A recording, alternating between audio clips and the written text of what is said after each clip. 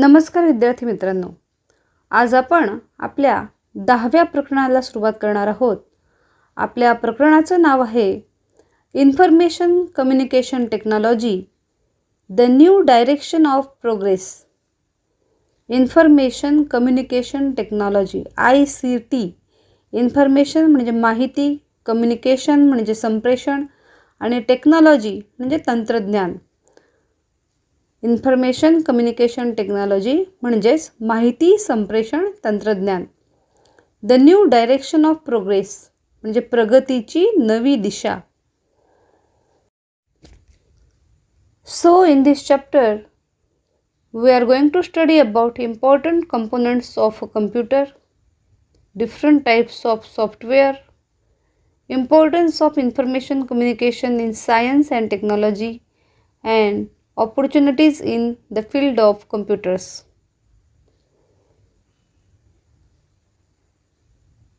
Can you tell the devices which we use directly or indirectly for collecting, sharing, processing and communicating information?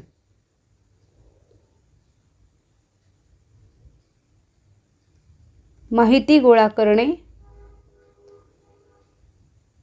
माहितीची देवाणघेवाण करणे, processing म्हणजे माहितीवर प्रक्रिया करणे, आणि कम्युनिकेटिंग म्हणजे माहितीचं संप्रेषण करणे. यासाठी प्रत्यक्ष आणि अप्रत्यक्षपणे आपण कोणत्या साधनांचा वापर करतो हे सांगता येईल का तुम्हाला? या साधनांची एक यादी तुमच्या वहीमध्ये करायची आहे.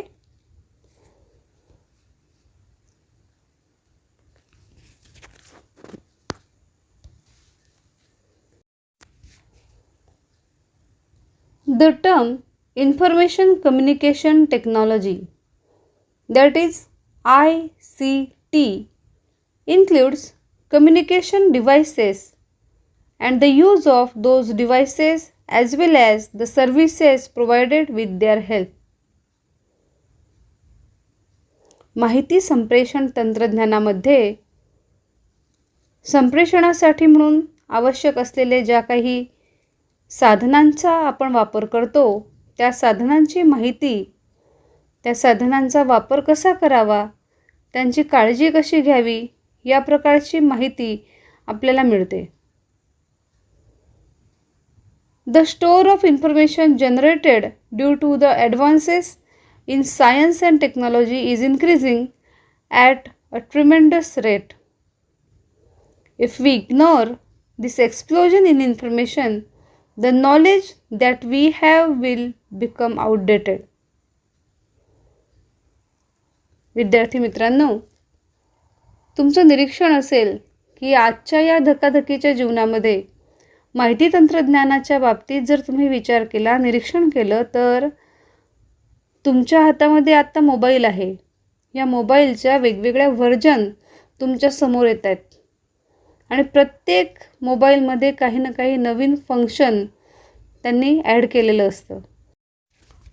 म्हणजेच माहिती संप्रेषण तंत्रज्ञानामध्ये जो काही भलामोठा बदल रोजच्या रोज होतोय, तो जर आपण विचारात घेतला नाही किंवा त्या संबंधित ज्ञान आपण स्वतःकडे ठेवलं नाही, तर कदाचित ही जी काही माहितीच्या संदर्भात असलेला जो काही विस्फोट आहे, त्यामध्ये आपण आपल्याला स्वतःला टिकवू शकणार नाही.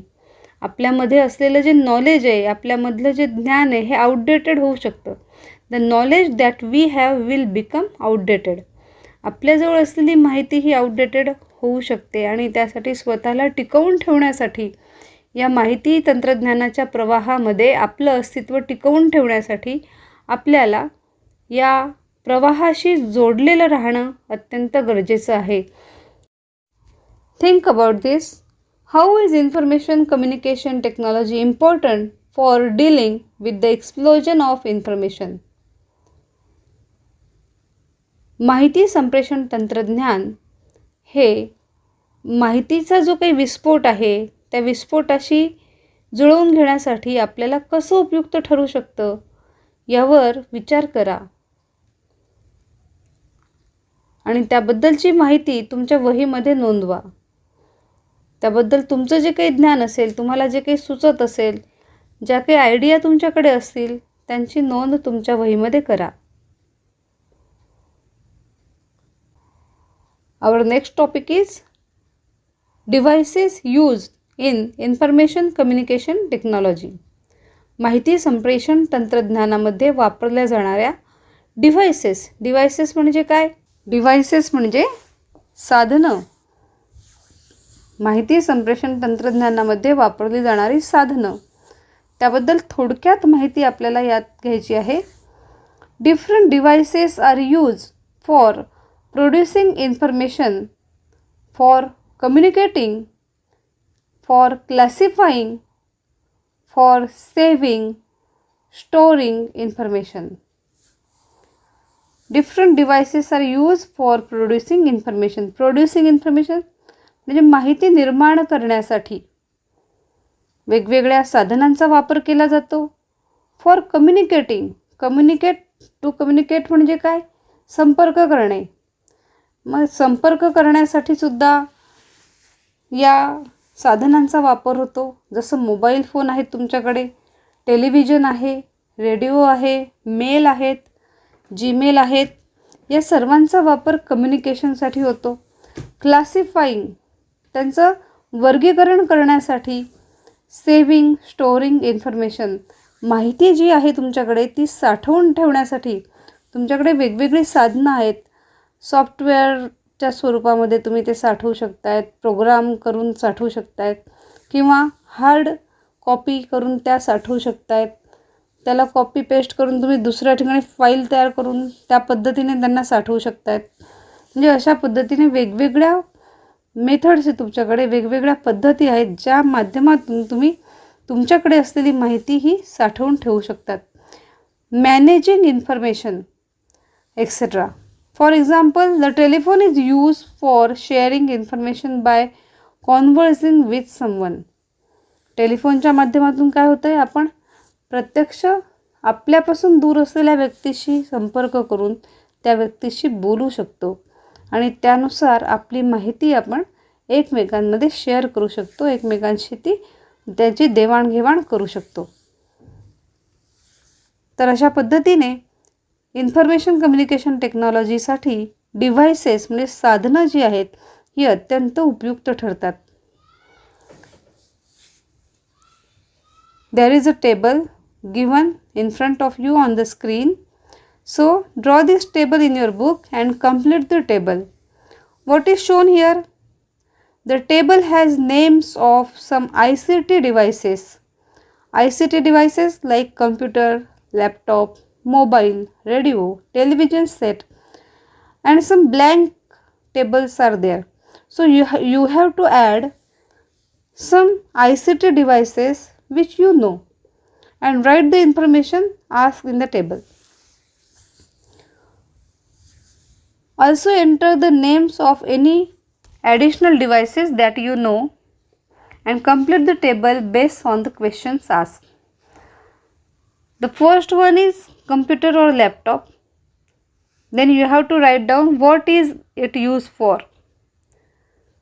Then where is it used and benefits. In the similar manner you have to write about mobile, radio and television set. The computer, which is the most important device for information communication, is considered to have gone through 5 generations. Computer, आपणा सर्वांना चांगल्या पद्धतीने कम्प्युटरबद्दल माहिती आहे. सर्वांनी नक्कीच computer हाताळलेलं असेल, काहींनी पाहिलेलं असेल. कम्प्युटर जे आहे हे काय आहे? It is the most important device for information communication. माहिती तंत्रज्ञानासाठी अत्यंत महत्त्वाचं साधन म्हणून संगणकाची नोंद केली गेली आहे. It is considered to have gone through 5 generation. 5 पिढ्या संगणकाच्या यापूर्वी गेलेल्या आहेत. Since it was first created. सर्वात सुरुवातीला जे काही संगणक निर्माण केलं गेलं तेव्हापासून आत्तापर्यंत संगणकाच्या 5 पिढ्या झालेल्या आहेत.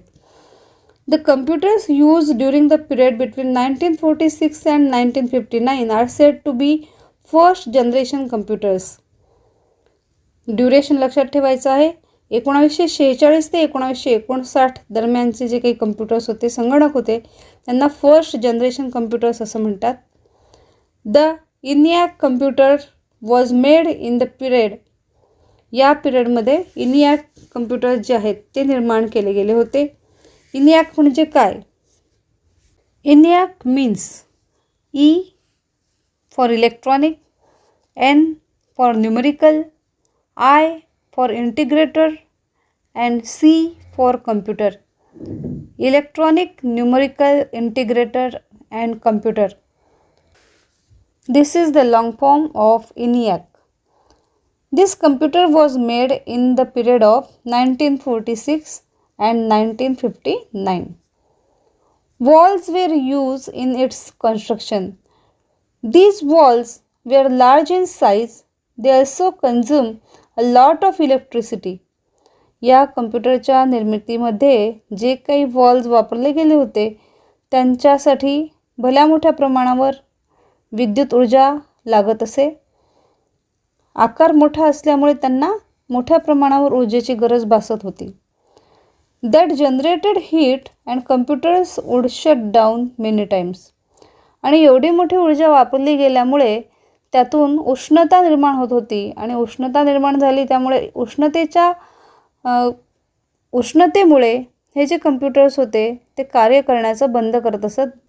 दे get shut down many times. Today's computers are 5th generation computers. आत्ता जे काही आपण वापरतो हे 5व्या पिढीचे कम्प्युटर्स आहेत. The entry of computers in all fields in this age of technology has been possible only due to the increased speed of computers. संगणकाचा जो वेग आहे तो वाढवला गेला. त्यामध्ये वेगवेगळ्या पद्धतीने शोध लागले आणि त्यात भरमसाठ जलद गतीने, त्यात अत्यंत तीव्र जलद गतीने बदल घडून आले आणि संगणकाचा आकारसुद्धा हा कमी छोटा होत आत्ताच्या लॅपटॉपपर्यंत आणि आता तुमच्या हातात असलेल्या मोबाईलच्या स्वरूपामध्ये ते उपलब्ध झालेलं आहे आणि प्रत्येक क्षेत्रात संगणक वापरलं जातं. Entry of computers in all fields in this age of technology has been possible only due to the increase speed of computers.